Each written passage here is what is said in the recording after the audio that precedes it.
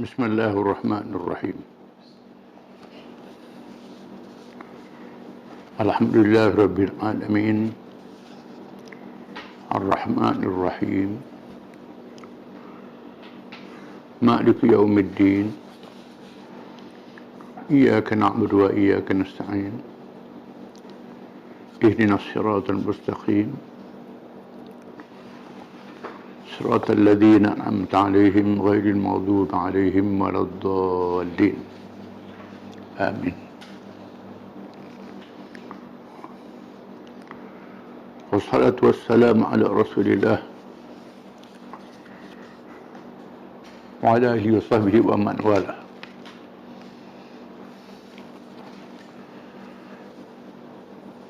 Hari ini insya-Allah kita akan bincang tentang mazhab akidah dalam Ahlus Sunnah wal Jamaah.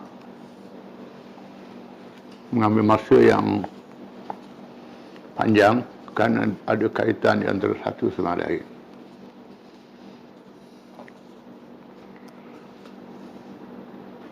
Kita telah bincang tentang mazhab salaf. Mazhab akidah wal Jamaah ini terbahagi pada 3 mazhab. Mazhab salaf, Asy'ariyah dan Maturidiyah. Ketiga ada Ahli Sunnah wal Jamaah.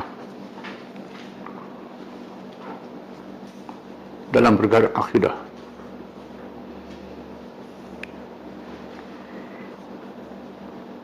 Perlu diketahui supaya jangan keliru, mazhab salaf ini ada peringkat dia. Peringkat yang pertama ialah peringkat kurun atau abad yang pertama hijrah sehingga abad yang ketiga hijrah, yang disebut oleh Nabi SAW dengan khairul quruni qarni thumma alladhina yaluna thumma alladhina yaluna. Sebaik kurun abad ialah abadku, dan abad yang berikutnya, dan abad yang berikutnya, yang 3 abad. Kemudian mazhab salaf ini dihidupkan semula di abad mutaakhir, zaman khalaf, oleh Ibn Taymiyah yang lahir pada tahun 661 Hijrah meninggal 728 Hijrah. Itulah peringkat yang kedua mazhab salaf yang membuat perubahan. Kemudian cuma mazhab salaf lagi, iaitu Muhammad bin Abdul Wahhab, dikenal dengan Wahabi. Wahabi juga adalah mazhab salaf, mempunyai perbezaan sedikit sebanyak.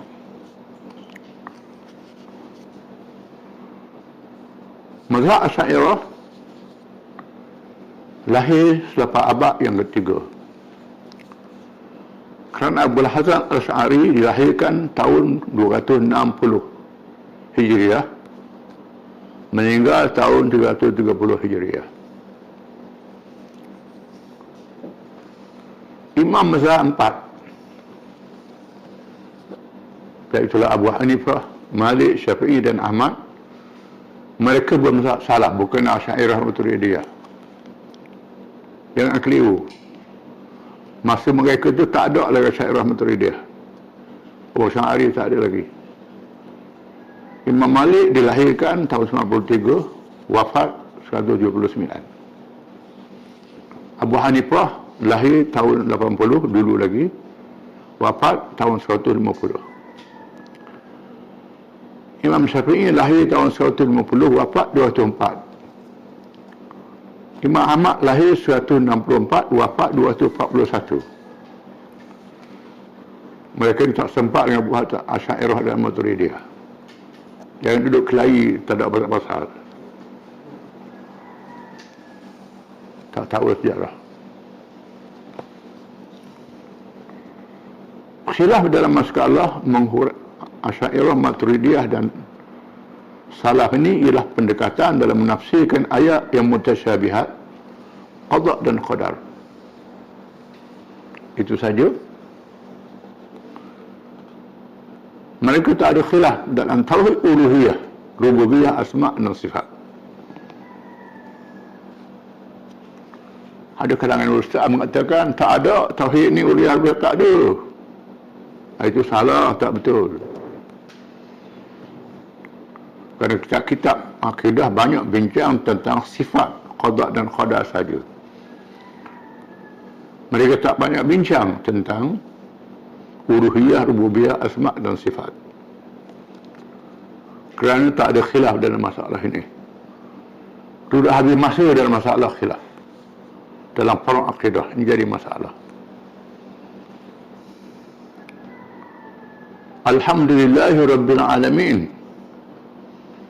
Alhamdulillah, Allah itu uluhiyah. Rabbil Alamin itu rububiyah. Walillahil asma'ul husna, bagi Allah nama-nama yang terbaik. Itu tauhid asma' yang berkait dengan nama-nama Allah Ta'ala. Kita tinggal pengajian ini. Sepatutnya dibaca juga akidah ini tentang Allah yang berkait dengan ibadat hanya kepada Allah sahaja, yang berkait dengan rububiyah, Allah yang mentadbir seluruh alam ini, mencipta dan mentadbir. Dalam perkara ini orang kafir belum percaya, sebahagiannya di cabang-cabang Buddha. Masalah asma' nama-nama Allah Ta'ala 99, dan ada lagi nama-nama yang lain. Tiap-tiap nama itu ada huraiannya, berkait dengan akidah juga. Kita lupakan perkara ini.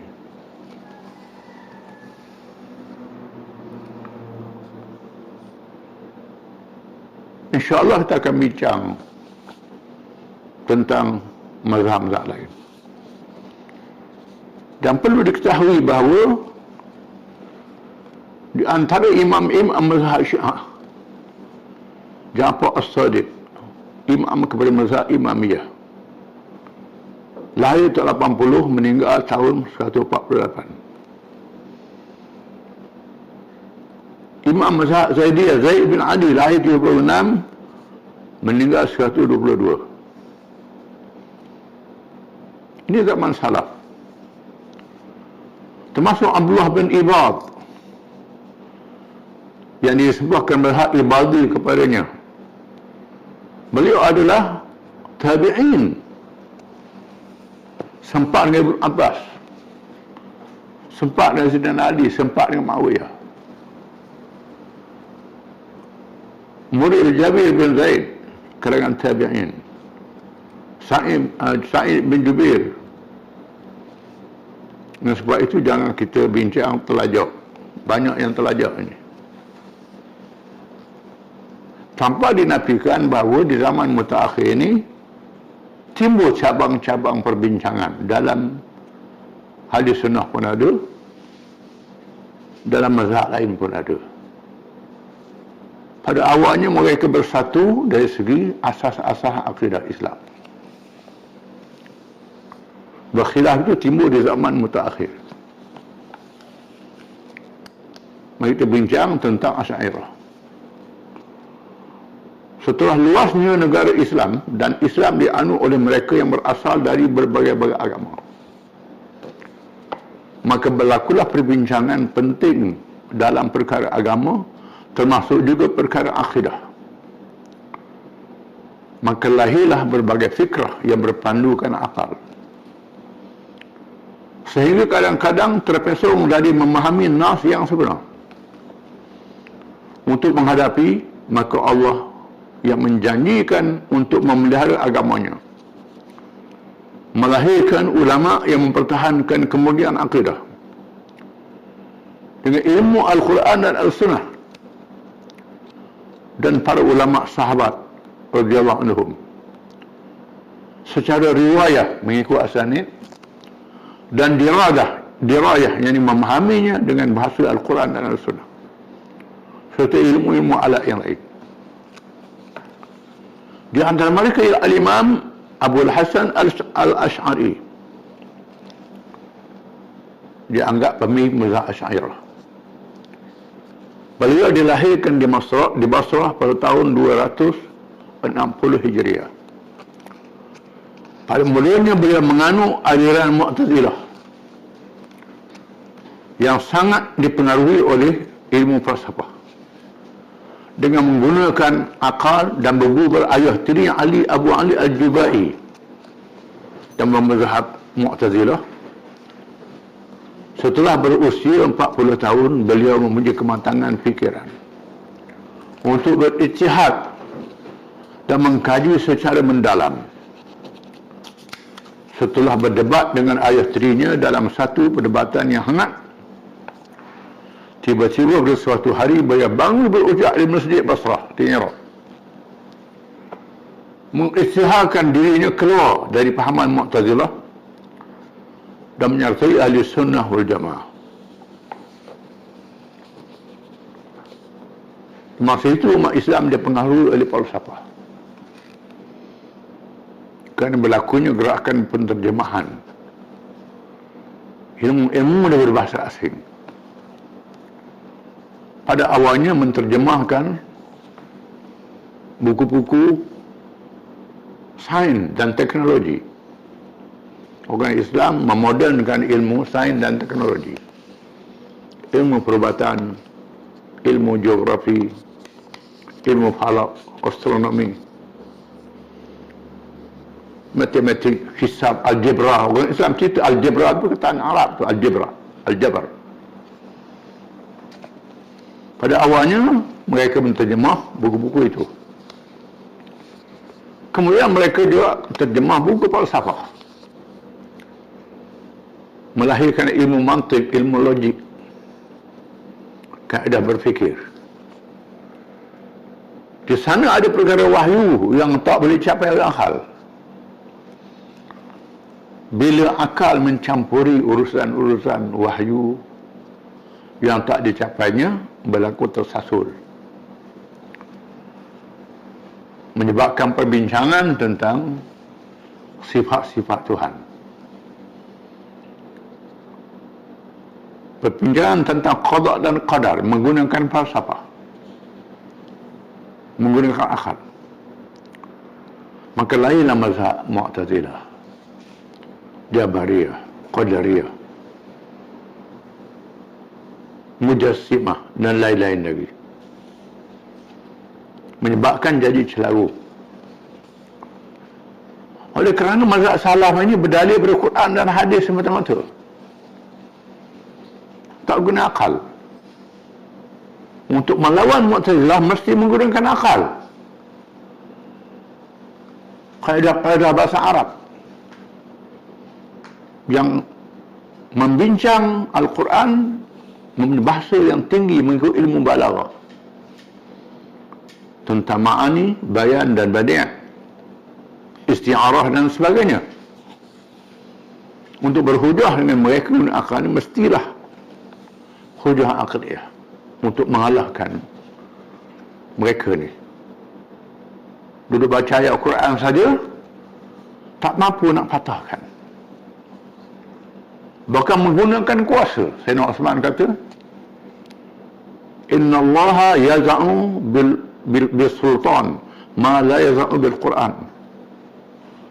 Kadang-kadang Allah Ta'ala melakukan sesuatu keputusan yang tegas dengan kuasa pemerintahan, bukan dengan Quran. Quran didukung oleh kuasa pemerintahan.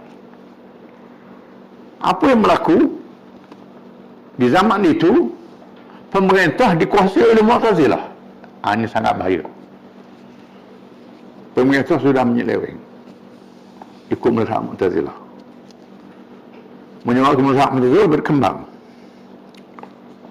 Maka Allah melahirkan mujaddid untuk menyelamatkan Islam, termasuk janji Rasulullah SAW. Inna Allaha yab'atsu li hadhihi al-ummah.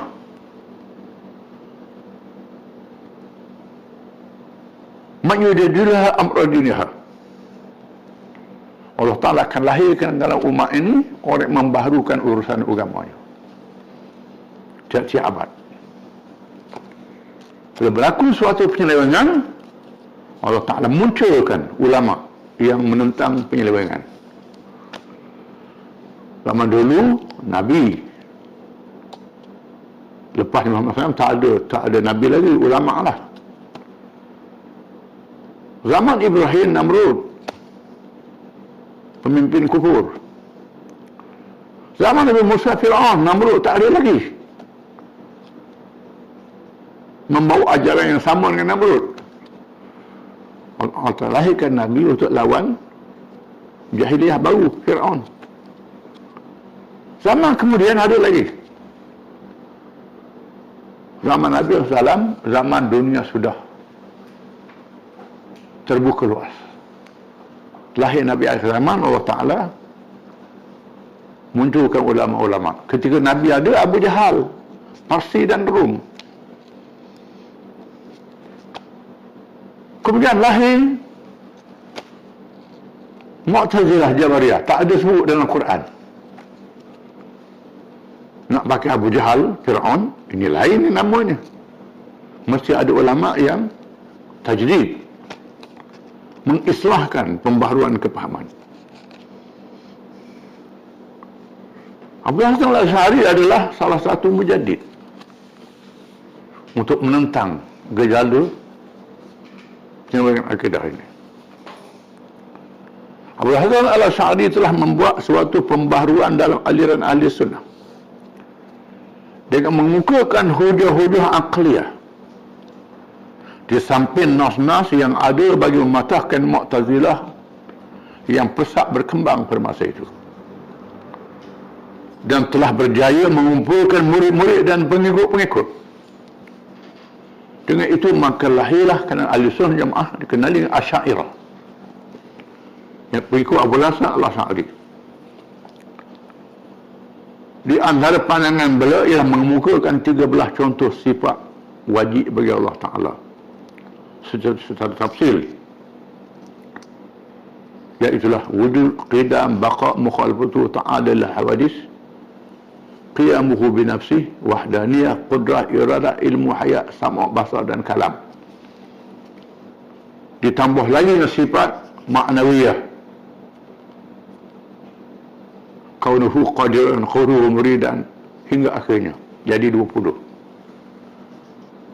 Disebut sifat-sifat contoh 20. Tentang sifat-sifat Tuhan bukan 20 itu, banyak lagi.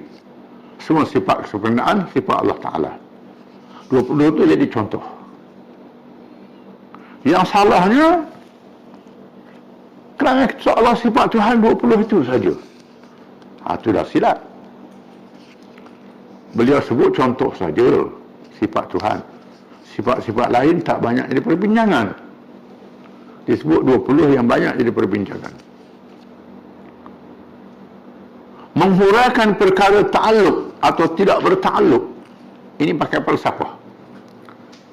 Dalam perkara-perkara yang berhubung sifat-sifat yang tersebut, dan huraian-huraian yang lain dengan beriman kepada rukun-rukun iman, dengan cara menolak hujah-hujah falsafah. Dengan falsafah juga. Nak lawan falsafah, gunakan falsafah. Adapun ijma'nya, ringkasannya, wajib beriman pada semua sifat-sifat ketuhanan dan kesempurnaan yang tiada terkira, tiada bandingan-tandingan. Aliran Asy'ariyah ini berkembang dengan pesatnya di Iraq, kemudian di Mesir di zaman Salahuddin al-Ayyubi, di Syria dengan sokongan Nuruddin Zanki, di Maghrib Maroko sokongan Abdullah bin Muhammad Tumat, di Turki dengan sokongan kerajaan Utsmaniyah, dan di daerah-daerah yang lain termasuk di Asia Tenggara. Mazhab ini juga didukung oleh ulama-ulama kalangan mazhab Hanafi, Maliki, Syafi'i dan Hanbali. Di antara mereka Al-Asfiraini. Al-Qaffal, Al-Jardiani, dan lain-lain sehingga generasi di zaman sekarang.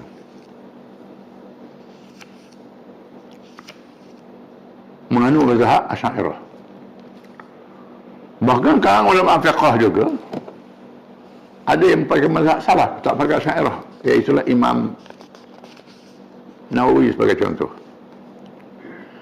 Tajdi' atau pembaharuan Ibnu Hasan Al-Sa'di dengan menggunakan hujah-hujah aqliyah, menggunakan akal di samping hujah-hujah naqliyah dari Al-Quran dan hadis Rasulullah SAW,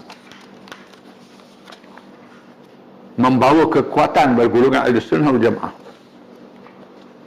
dalam menghadapi arus aliran Mu'tazilah yang pesat berkembang, dengan mendapat sokongan dari kalangan khalifah-khalifah kerajaan Abbasiyah selepas Al-Ma'mun dan penggantinya, Al-Ma'mun Mu'tazilah. Tetapi pada akhirnya bukan saja Mu'tazilah dapat dibendung dengan hujah, tetapi kuasa politik. Kerajaan Abbasiyah kembali ke Ahlussunnah wal Jamaah, dan beberapa kerajaan yang tumbuh kemudiannya memberi sumbangan yang besar bagi mempertahankan dan mengembangkan mazhab Asy'ariyah yang ditajuk Abu Hasan Al-Sa'di rahimahullah. Di samping lahirnya tokoh ulama yang menyambung mazhab ini seperti Abu Abdullah bin Mujahid, Abul Hasan Al-Bahili Al-Qadhi, Abu Bakar bin At-Tayyib Al-Baqillani. Al-Baqillani menarik, ada kisah dia mazhab Maliki. Abu Bakar bin Farad, Abu Isa Al-Asfirani, Abu Muhammad Al-Juwaini, Abu Zafar Al-Asfirani, Imamul Haramain Al-Juwaini, Hujjatul Islam Al-Ghazali, Al-Imam Fakhrul Razi, dan lain-lain lagi. Ini antara ulama-ulama yang mengikut mazhab Asy'ariyah di kalangan mazhab Hanafi, Maliki, Syafi'i, Hambali pun ada yang bukan mazhab Asy'ariyah. Bakar Biqalin Abu Bakar Al-Baqillani ini daripada mazhab Maliki, dia bukan mazhab Syafi'i. Dia hidup di zaman pertemuan antara kerajaan Abbasiyah dengan kerajaan Salibiyah yang masih ada. Dia beliau pernah diutuskan oleh khalifah menjadi wakil, berjumpa dengan salah seorang raja Kristian.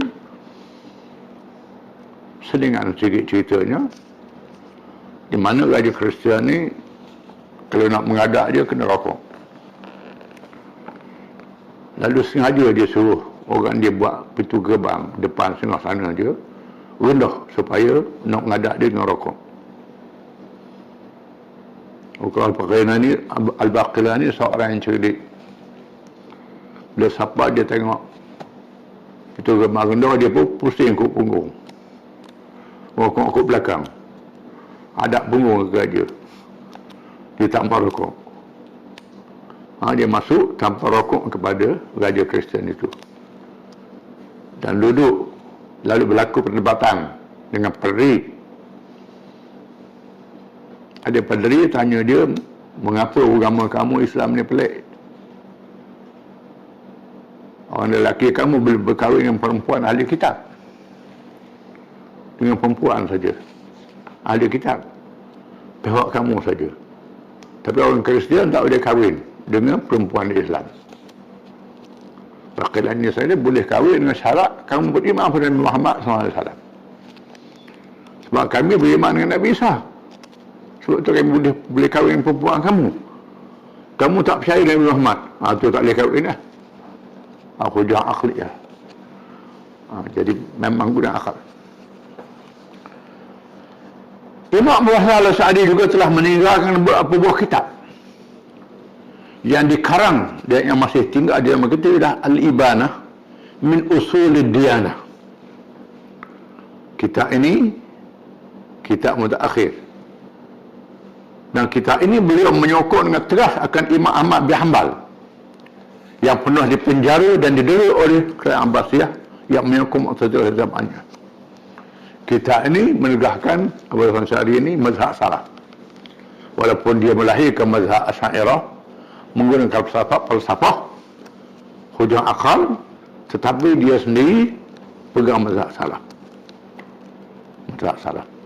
Dan sebab itulah setengah kitab Asy'ariyah itu disebut dua sekali, salaf dan khalaf. Termasuk kitab Jawi Aqidatun Najin sebagai contoh.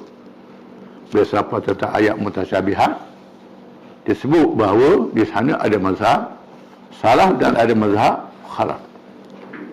Termasuk matan dalam bahasa Arab, syarah Jawharah.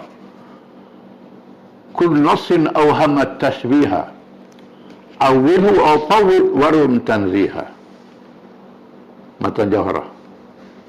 Tiap-tiap nas yang mengelirukan perkara mutasyabihat, sama ada ta'wil ataupun serah pada Allah Ta'ala, tak ta'wil, boleh pakai. Ta'wil mazhab khalaf, tak ta'wil mazhab salaf. Maknanya dipakai dua.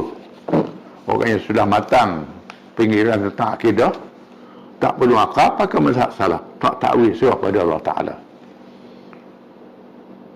Contoh disebut dulu ialah firman Allah Ta'ala, Ar-Rahmanu 'alal 'arsy istawa. Tuhan yang Rahman, yang Maha Pemurah, bersemayam di atas arsy. Yadullahi fawqa aydihim, tangan Allah di atas tangan-tangan mereka. Yang pertama mengatakan Allah Ta'ala bersemayam. Yang kedua disebut tangan Allah Ta'ala. Ini mutasyabihat, menyebutkan nama makhluk. Ada Allah Ta'ala sama dengan makhluk? Tidak, tak sama. Laisa kamitslihi syai'. Allah Ta'ala tak boleh banding dengan sesuatu pun. Asy'ariyah kata mukhalafatuhu ta'ala lil hawadith, menyalahi dengan segala yang baru, berkelahi pasal mukhalafatuhu laisa kamitslihi. Maksud sama saja. Sama saja maksudnya. Hak ni nak guna laisa kamitslihi, yang ni nak guna mukhalafatuhu. Balah pasal penggunaan. Dalam bab ini pernah ditanya Imam Malik bin Anas, Imam Darul Hijrah, Imam mazhab Maliki, guru dari Imam Syafi'i. Masa itu masa salaf. Wahai Syekh, apa makna bersemayam? Imam Malik kata, al-istiwa'u ma'lum wal kayfu majhul wal iman bihi wajib wa su'al anhu bid'ah. Kata Imam Malik, bersemayam itu diketahui mana bersemayam. Bersemayamlah. Bagaimana bersemayam kita tak tahu. Jangan tanya. Allah Ta'ala tak sama dengan makhluk. Beriman kepadanya wajib. Wajib. Tanya bagaimana itu bid'ah. Jangan tanya jahat adab dengan Tuhan. Pakai begitu saja mazhab salaf. Yadullahi fawqa aydihim, tangan Allah di atas tangan-tangan mereka. Apa makna tangan? Tangan Allah tak sama dengan makhluk. Pakai begitu mazhab salaf. Ada mazhab Asy'ariyah, mazhab khalaf ini, termasuk Maturidiyah, al-istiwa'u makna memerintah. Ada bahasa Arab mengatakan qad istawa bishrun 'ala al-iraqi min ghairi sayfin wa damin mahraqi. Bishr telah menawan, telah memerintah Iraq tanpa menggunakan pedang dan menumpahkan darah. Dengan makna bahasa Arab juga menggunakan kata istiwa di makna memerintah. Maka Khalaf mengatakan istiwa di situ dengan makna memerintah, bukan makna bersemayam. Ini ulama Khalaf mentakwil Asy'ariyah yang kemudian. Mereka begitu juga. Setengah yang penasih salah ni kata sesat ni, kena takwil ayat Quran. Yadullahi fawqa, tangan Allah ni makna kuasa. Salah kata tangan dah. Tak boleh takwil. Serah pada Allah Ta'ala. Bukan musyabihah, tidak. Tak sama dengan Allah Ta'ala. Khalaf kata tangan makna kuasa.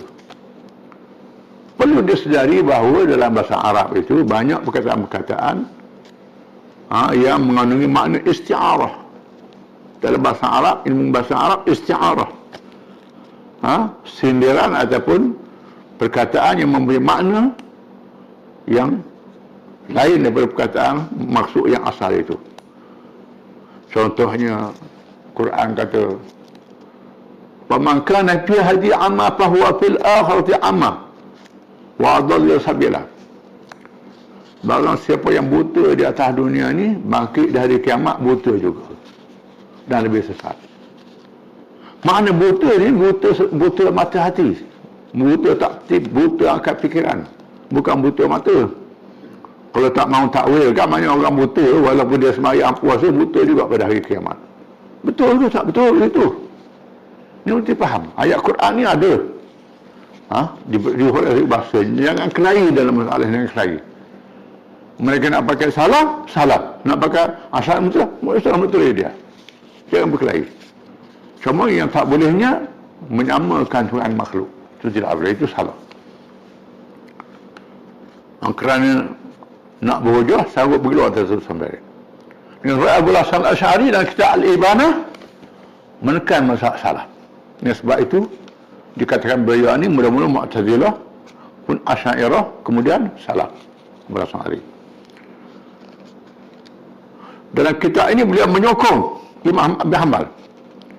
Al-Lama' fi ar-radd 'ala ahli ziyar wal bid'ah.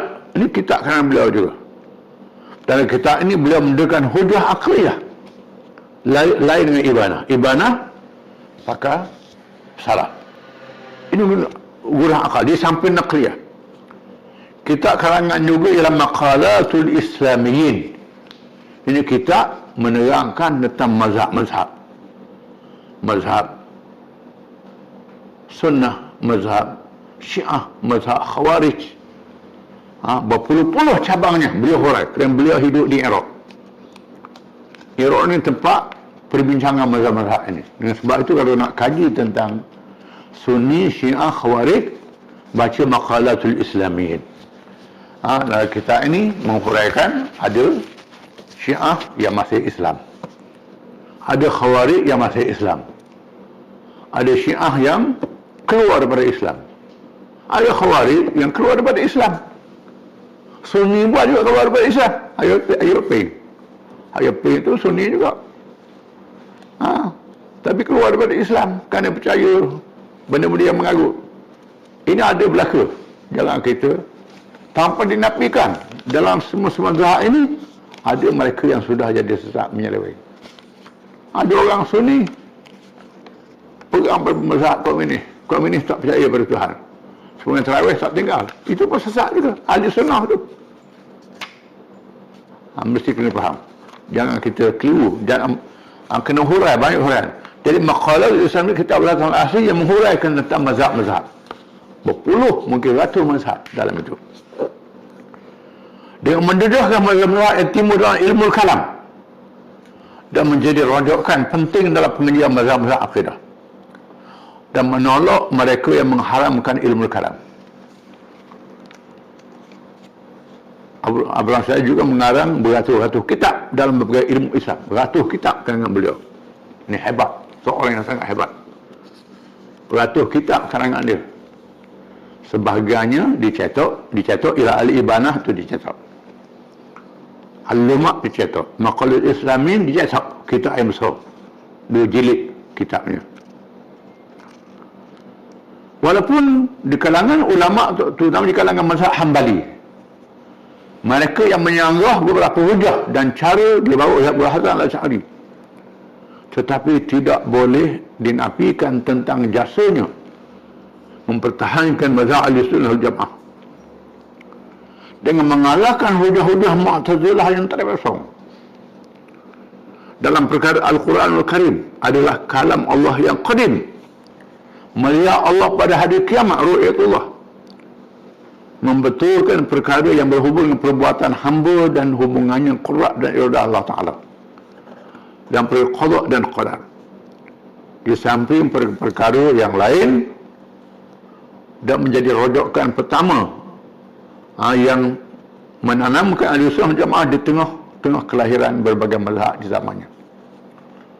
Abul Hasan Al-Asy'ari meninggal dunia pada tahun 324 Hijrah dengan meninggalkan pesaka ilmu terdiri daripada kitab-kitab dan murid-murid yang meneruskan perjuangannya, dan meninggalkan suatu aliran pengajian akidah yang dianuti oleh sebahagian besar kalangan umat Islam hari ini dalam menanda cabaran-cabaran baru yang tidak ada di zamannya, dan memerlukan pembaharuan lagi dalam mengemukakan hujah-hujah bagi mempertahankan akidah yang suci murni. Itu ringkas berkenaan mazhab Asy'ariyah. Yang kedua, Maturidiyah. Di sebelah timur negara Islam, iaitu di suatu daerah bernama Maturid di wilayah Samarkand, Asia Tengah, lahir pula seorang ulama yang bernama Muhammad bin Mahmud Abu Mansur Al-Maturidi. Dilahirkan pada tahun 332 Hijrah. Beliau membawa suatu aliran fikrah dikenal al-mazhab al-sunnah wal jamaah bagi mempertahankan hujahnya dalam menghadapi beberapa penyelewengan di zamannya. Beliau adalah seorang ulama dalam mazhab Hanafi. Orang mazhab Hanafi banyak ikut mazhab Maturidiyah, khusus Asia Tengah. Beliau muncul di Asia Tengah di zamannya yang dilanda oleh aliran fikrah yang menyelewengkan akidah yang benar.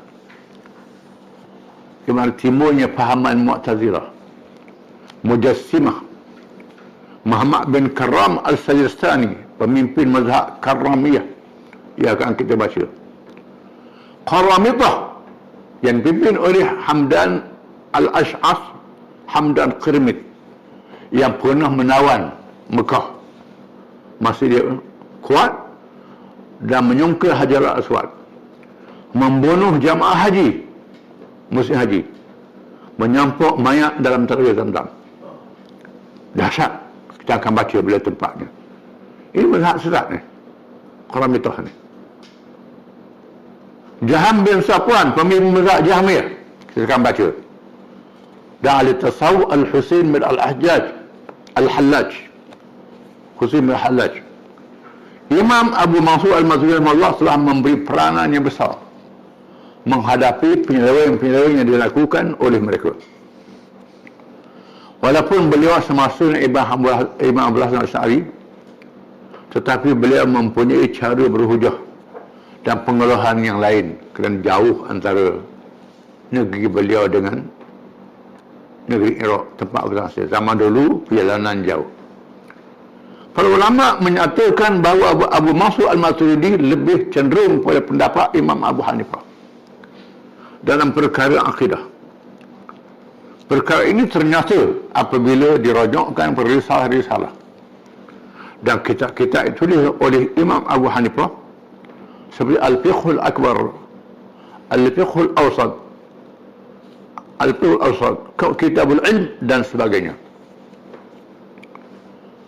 Di sana terdapat beberapa khilafan di antara Abu Mansur Maturidi dengan Abul Hasan Al-Asy'ari. Ada khilaf pada antara dua ni.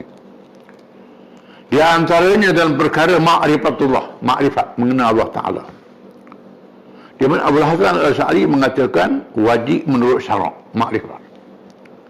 Tetapi Abu Mansur Maturidi berpendapat wajibnya dapati juga berpandu dengan akal. Hukum akal, wajib, bukan syarak saja. Di samping sifat-sifat ma'ani, mazhab Maturidiyah mewajibkan hukum akal di samping syarak, sehingga beliau berkhilaf dengan setengah-setengah ulama fiqh dan hadis. Kerana Abu Hanifah ni zaman kitab-kitab hadis belum dibukukan. Dan sebab itu beliau banyak menggunakan qiyas dan sebagainya dalam masalah fiqh. Akidah pun banyak menggunakan hujah akal. Terdapat lagi huraian-huraiannya yang berhubung dengan qada dan qadar dan lain-lain yang berbeza dengan huraian mazhab Asy'ariyah. Abu Mansur Al-Maturidi telah meninggal pesaka ilmu yang banyak, di samping membela mazhab Ahlussunnah wal Jamaah dalam menghadapi berbagai mazhab yang menyeleweng. Di antara pesaka ilmunya ialah murid-murid yang ramai dan pengikut-pengikut yang meneruskan ajarannya. Di antara mereka dan murid-muridnya ialah Abul Qasim Ismail bin Muhammad bin Ismail Al-Shahir bin Hakim Al-Samarqandi, yang masyhur Hakim Samarqandi. Al-Imam Abu Muhammad Abdul Karim bin Musa Al-Bardawi, Abu Ahmad Al-Ayyad Al-Hakim Al-Samarqandi, Abul Hasan Ar-Sarqani, Abdul Karim bin Musa Al-Yazdawi, dan Abu Ismah bin Abil Lis Al-Bukhari dan lain-lain. Ini murid-murid beliau. Adapun pengikut yang meneruskan alirannya, di antara mereka ialah ini mutaakhir yang ikut aliran Maturidiyah. Sadrul Islam Abu Yasar bin Muhammad bin Abdul Karim Al-Bardawi, Maimun bin Muhammad Al-Nasafi, yang dianggap tokoh ulama terbesar dalam mazhab ini selepas Abu Mansur, sehingga dianggap taifahnya, kumpulannya, seperti Asy-Syahrastani dan mazhab Asy'ariyah, dan Najmuddin Abu Hafaz As-Samarqandi An-Nasafi, Nuruddin Ahmad bin Muhammad As-Sabuni, Al-Kamam Al-Humam, ulama terbilang dalam mazhab Hanafi, dan lain-lain lagi. Banyak murid dia mazhab Hanafi. Ada pun kitab-kitab yang karangan oleh Mansur Maturidi, di antaranya ialah dalam ilmu akidah atau ilmu kalam. Banyak kitab karangan dia. Kitabut Tauhid, Kitabul Maqalat, Kitabul Usul, wa bismi Usul Ad-Din, wa bismi Al-Usul fi Usul Ad-Din, wa bismi Ad-Darar fi Usul Ad-Din. Kitab yang sama ni. Ar-Radu ala Usul Al-Qaramitah, mazhab Qaramitah, kita akan baca. Beliau menolak mutfur' Qaramitah ni. Ar-Radu ala Furu' Al-Qaramitah, menolak hujah-hujah Qaramitah. Raddul Usul Al-Khamsah di Abi Muhammad Al-Bahili, menolak kitab Muhammad Al-Bahili. Raddu Awal Al-Adillah Lil-Ka'bi, dikenali juga dengan kitab Raddu Ahli Al-Adillah. Raddu Tahdhib Al-Jalal Lil-Ka'bi, ini nama kitab dia. Dikenali Ar-Raddu ala Tahdhib Al-Ka'bi fil Jadal. Raddu Wa'id Al-Fusaq, Raddu Kitab Al-Ka'bi fi Wa'id Al-Fusaq. Raddu Kitab Al-Imamah li Ba'd Al-Rawafiq, ini nama kitab. Dikenali juga dengan Raddul Imamah li Ba'd Al-Rawafiq. Bayan Wahmil Mu'tazilah, ini nama kitab dia. Dikenali juga dengan kitab Bayan Awhamil Mu'tazilah. Kitab Usul Fiqh ada juga karangan dia. Kitabul Jadal, Ma'akhidus Syara'at, kitab tafsir dan ulumul Quran, ilmu Quran ada juga. Antaranya risalatun fima la yazul waqfu alaihi fil Quran, risalah dalam perkara yang tidak harus wakaf dalam baca Quran. Oh, hebat ni. Ini tajwid ni. Beliau alim tajwid juga. Ada ayat yang tak boleh diwakaf di situ, dia sebut. Kalau wakaf salah. Mana bila wakaf kena ambil balik. Ada orang tu dia bila dia wakaf, dia sambung ikut suka dia. Kan dia jadi salah makna, tak boleh. Kalau tak salah makna, tak apalah. Kalau kerana jahil, tak apalah.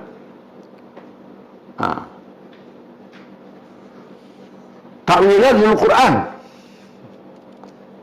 dikenal dia Ta'wil Al-Sunnah, ini nama kitab.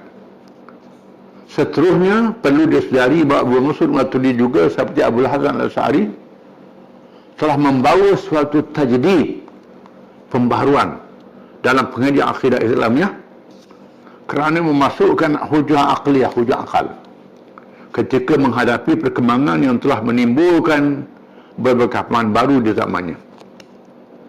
Sedangkan di zaman sahabat dan generasi awal kalangan tabi'in, termasuk juga imam-imam mujtahidin, yang pertama lebih bergantung hujah-hujah naqliyah dari Al-Quranul Karim dan hadis Rasulullah SAW sahaja. Ini mazhab Maturidiyah. Kemudian Salafiyun, mazhab salah di zaman mutaakhir. ini bukan salah abad yang pertama, yang kedua, tiga hijrah. Ini salah lain. Menghidupkan salah. Mazhab zaman dulu, dia hidup semula. Setelah berbilang pendapat berhubungan akidah, lahirnya mazhab-mazhab dia, antaranya ada yang bukan sahaja berhubungan dengan akal, tetapi juga menggunakan falsafah secara melampau, sehingga menjadi kepayahan memahami akidah. Duduk falsafah sangat tak faham akidah. Duduk berpusing, takluk itu takluk, tak tahu ilmu Tuhan, tak tahu kudrat Tuhan, tak tahu apa. Duduk bahas pada takluk. Bersekabut. Puak ni marah kerana bersekabut ni menghidupkan semua mazhab salaf. Kerana mazhab falsafah itu mengundang perbalahan dan penyakit was-was. Dia bahas pasal ilmu, dia bahas pasal melihat, jadi penyakit was-was. Falsafah sangat. Maka lahirlah pula masyarakat Islam orang-orang yang mahu supaya kembali kepada nas-nas sahaja. Kemunculan mereka dalam mutaakhir berlaku pada kurun ke-7 Hijrah. Kurun ke-7 lepas 100 tahun. Hidup semula salah mana. Sebelumnya mereka adalah dari aliran Imam Ahmad bin Hanbal. Mereka yang pengikut mazhab Hanbali. Dan sebab itulah orang Hanbali ni banyak salah. Dia Saudi mazhab Hanbali. Dia ikut Ahmad bin Hanbal. Ahmad bin Hanbal ni dia banyak pegang pada zahir hadis. Termasuk masalah fiqh. Contohnya ada masalah orang tinggal semayang. Kalau Hanbali kata tinggal semayang jadi kafir terus. Jadi kafir bila tinggal semayang. Kerana zahir hadis, man taraka as-salata muta'ammidan faqad kafara jiharan. Barang siapa yang meninggalkan sembahyang dengan sengaja, maka jadi kafir dengan nyata. Imam Ahmad kata, kafir lah, orang tinggal sembahyang kafir tu. Mazhab lain termasuk Imam Syafi'i kata, kalau dia kata sembahyang tu tak wajib, boleh jadi kafir. Dia tinggal sembahyang, dia anggap sembahyang tu tak wajib, engkar akan wajibnya sembahyang, boleh jadi kafir. Kalau dia tinggal sembahyang, dia kata sembahyang tu wajib, malah tak jadi kafir, buat dosa besar saja. Imam Ahmad kata dok jadi kafir kerana hadis mengatakan kafir, kafir lah.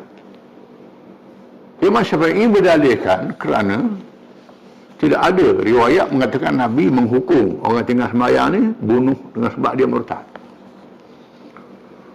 Bukan hadis mengatakan orang tinggal sembahyang jemaah kena bakar rumah.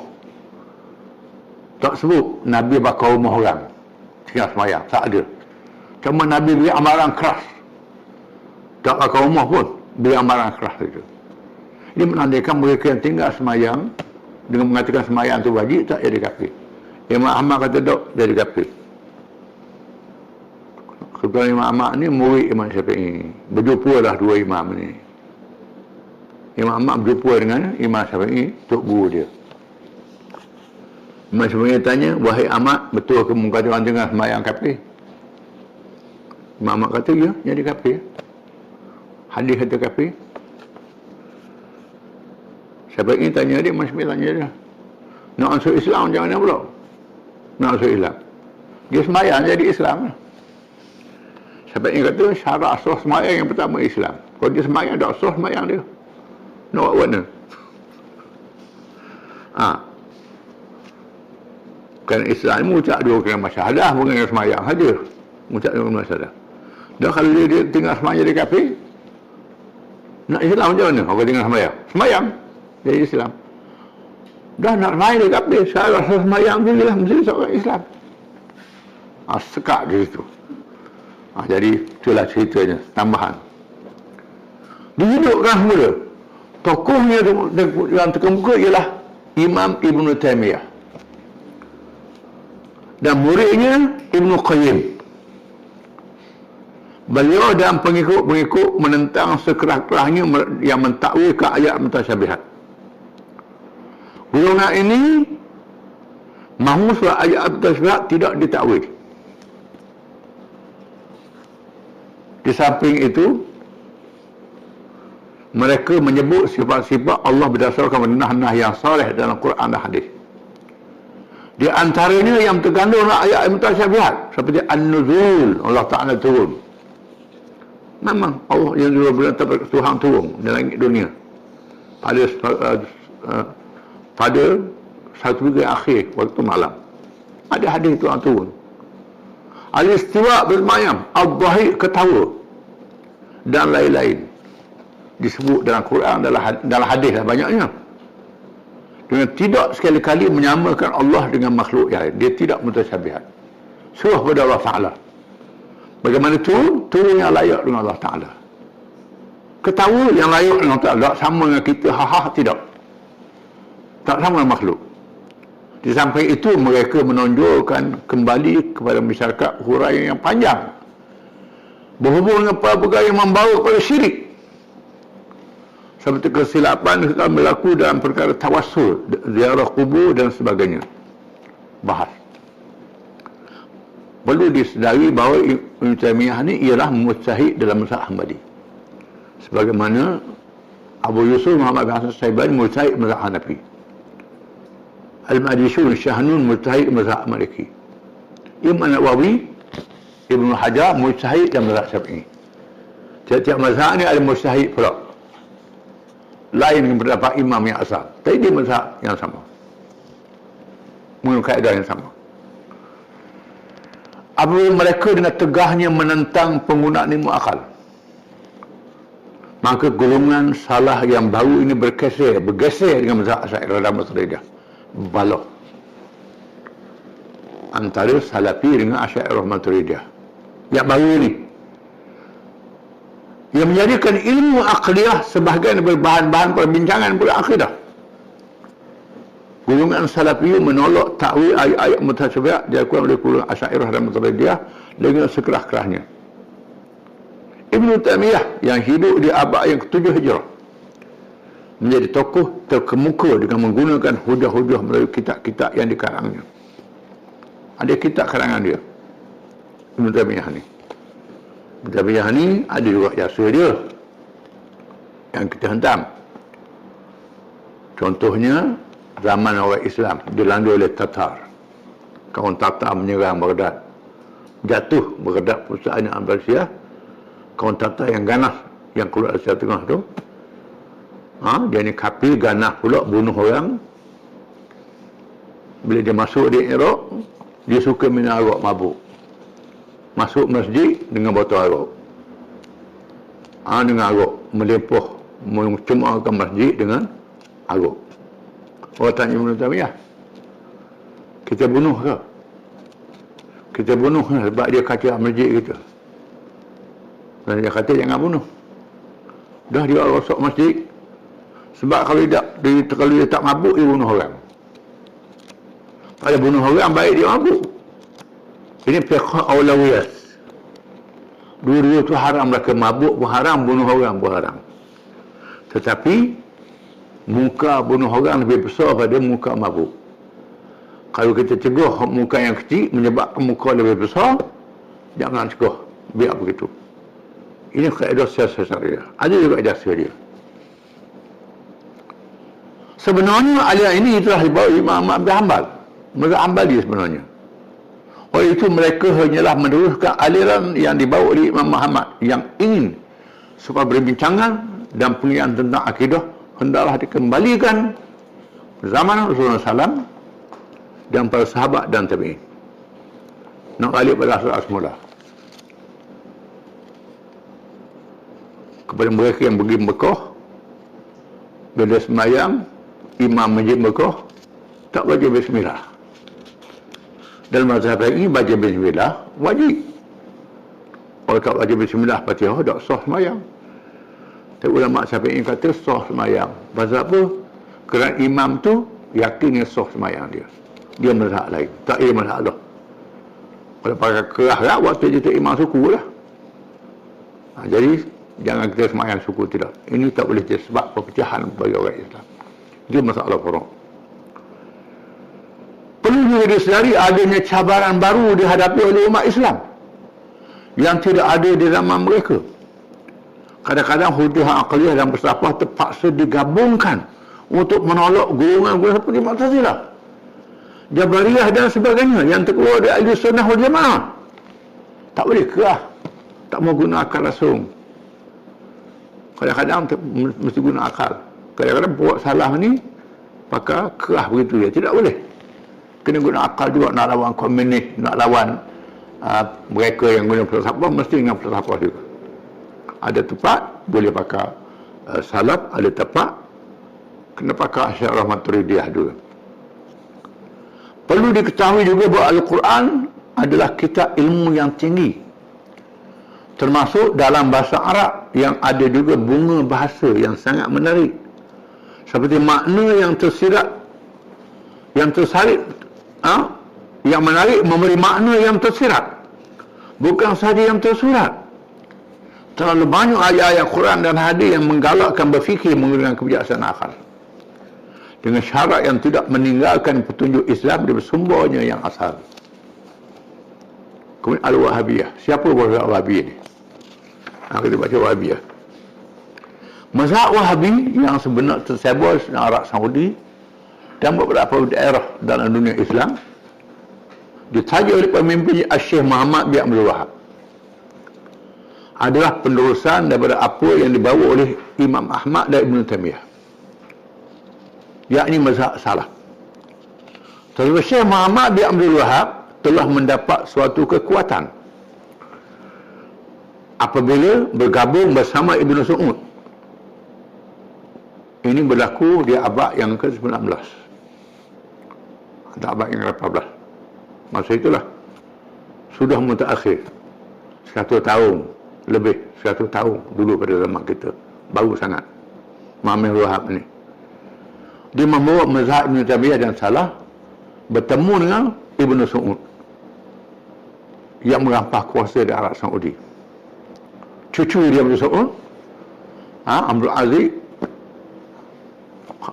ni cucu pada Ibn Saud atau anak Ibn Saud, yang pada akhirnya berjaya merampas kuasa sebenarnya Arab dan membentuk kerajaan Al-Mamlakah Arabiyah Saudiyah.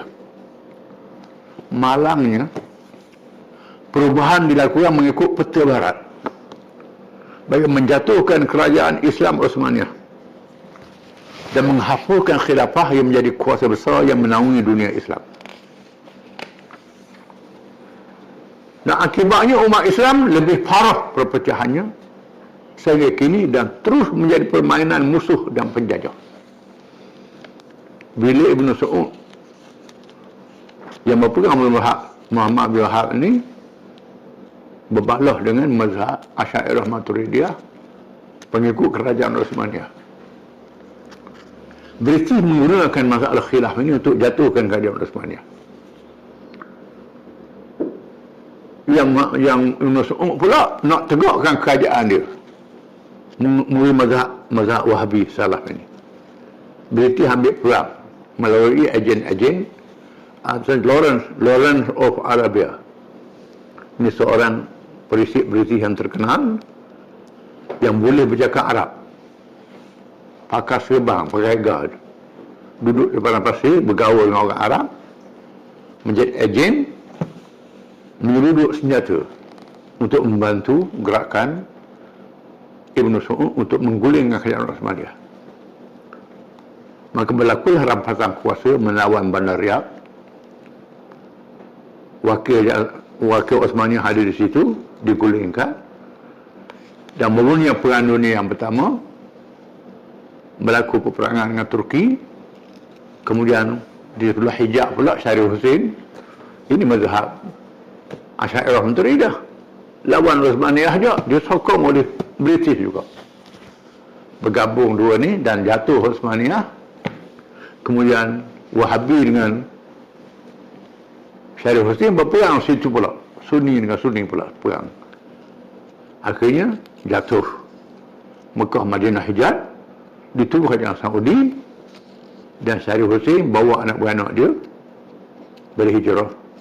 British bagi Jordan, dibuat satu negeri baru, jadi Raja Iraq, Raja Syria.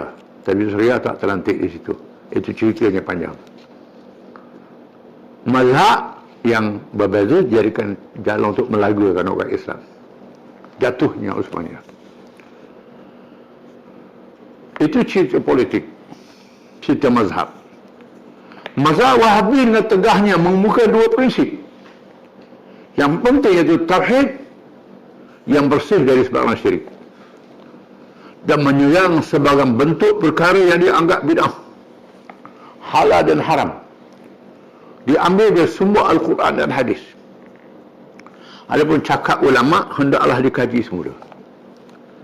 Lalu mereka membuka peluang ijtihad dengan seluas-luasnya, menentang sekeras-kerasnya ziarah kubur orang-orang yang anggap sebagai wali-wali, dan menganggap perkara ini adalah membawa pada syirik.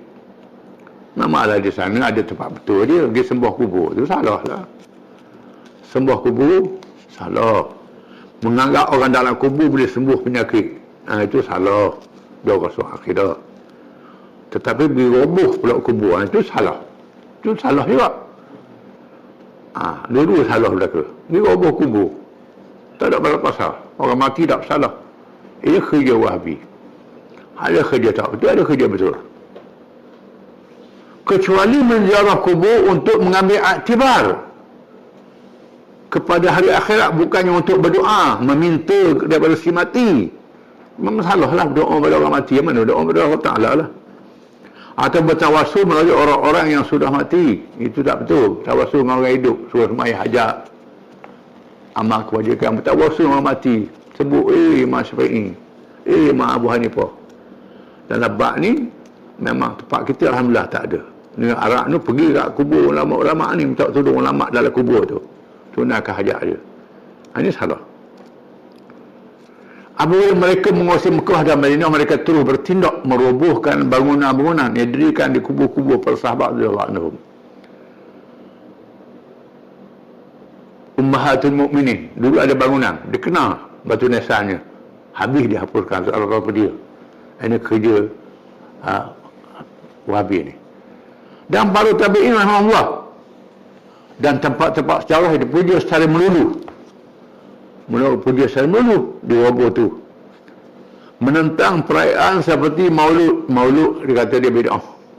Maulud Nabi tak boleh. Bid'ah kata dia. Bahkan masa dulu baru dia dulu guna speaker pun bid'ah juga. Speaker bang tu bid'ah. Banyak lagi lah guna roceng sekolah bid'ah. Kerana tak ada rahmat Nabi. Hanya perkara awalnya boleh sampai butuh sekali dia punya kerasnya. Dan sebagainya, tidak ada Rasulullah SAW, benda tak ada. Dan mengemukakan beberapa pendapat yang lebih keras daripada Imam Ahmad bin Hanbal dan Ibnu Taimiyah. Keras pada Imam Ahmad lagi. Keras pada Ibnu Taimiyah. Imam Ahmad tak sampai tangga tu, Ibnu Taimiyah sampai, dia keras lagi. Tetapi dengan mereka tak keras pula. Itu masalahnya. Kesemua mereka tersebut di atas adalah dari kalangan Ahlussunnah wal Jamaah.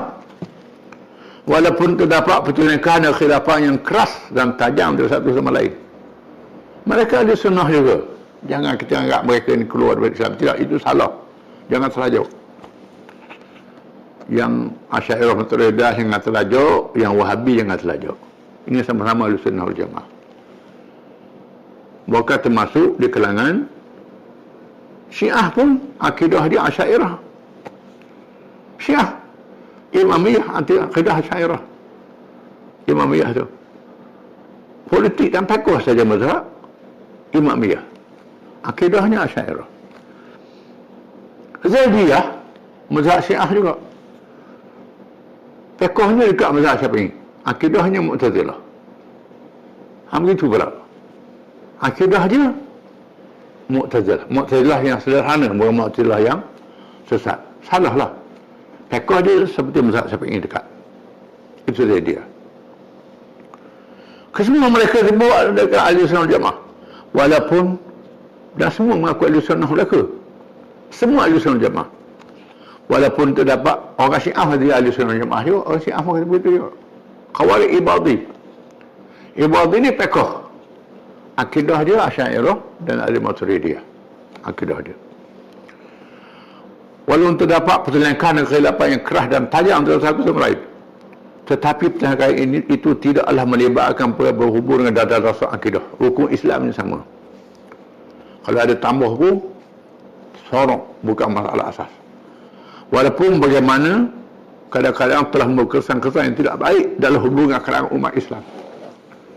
Sehingga berlaku tuduh menuduh antara satu sama lain dengan sebutan-sebutan yang terkeluar di hakikat yang sebenar. Seperti menuduh dan salah anggapan terhadap Asy'ariyah dan Maturidiyah.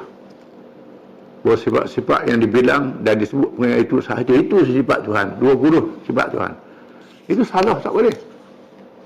Sifat Tuhan itu 20. Padahal sifat Tuhan lebih daripada 20. Semua sifat sebenarnya sifat Allah Ta'ala. Dan buku Asy'ariyah pun dikata begitu. Semua sifat sebenarnya secara ijmal kesempurnaan sifat Allah Ta'ala. Ijmal. Secara tafsir disebut 20 itu. Yang berbalah. Padahal semuanya beriman pada sifat-sifat ketuhanan dan kesempurnaan yang layak bagi Allah dan tidak boleh dibanding dengan makhluk. Di pihak ini pun menuduh golongan salah dan Wahabi itu adalah musyabbihah. Ini tak betul. Dia tidak musyabbihah. Macam mana tidak boleh takwil ayat Quran. Menyamakan Allah dengan makhluknya, itu lain, mazhab lain, mazhab Mujassimah itu lain.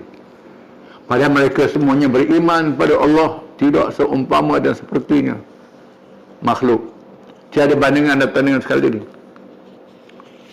Perlu dipahami bahawa perbezaan antara perbezaan pendapat penafsiran itu ialah kerana perbezaan pahaman dalam menafsirkan nas yang sama dan kadang-kadang kerana perbezaan masa dan tempat serta cabaran yang dihadapi oleh keperluan hujah untuk menghadapi cabaran yang berlainan. Mudah-mudahan dengan kemudahan kita rajakan dan kemudahan hubungan yang ada di zaman mutakhir ini dihidupkan semula persepahaman dan masa tidak dihabiskan untuk perselingkahan sama sendiri. Serta bila berbanyak ditumpukan untuk menghadapi masalah pokok yang melanda umat Islam. Masalah ekonomi, masalah politik, masalah perpecahan orang Islam. Ini berbincang. Jangan habis masa masalah khilafiyah. Ini serah pada ulama yang matang, bukan yang tak matang. Tentang musuhnya, musuh Islam yang semua kita hadapi. Satu masalah dari pembacaan tak banyak. Setengah tu pergi ke Mekah, pergi ke Mesir mengaji kitab Jawi, tak mengaji kitab Arab. Balik, orang ingat dia mengaji Mesir, mengaji Mekah. Pergi belajar kitab Jawi di sana. Ini satu masalah juga. Ataupun baca kitab, sebahagian kitab tak baca semua sekali. Jadi kitab Asy'ariyah baca, Maturidiyah baca, mazhab salah kita kena baca, Wahib kena baca kitab-kitab dia. Baca dengan cara mendalam. Barulah kita tahu di sana khilaf furu', bukan khilaf masalah asas-asas rukun Islam. Masalah cabang saja. Wallahu bisawab ila maribul ma'ab. Wa akhiru da'wana alhamdulillahirabbil alamin. Cukuplah bagi hari ini.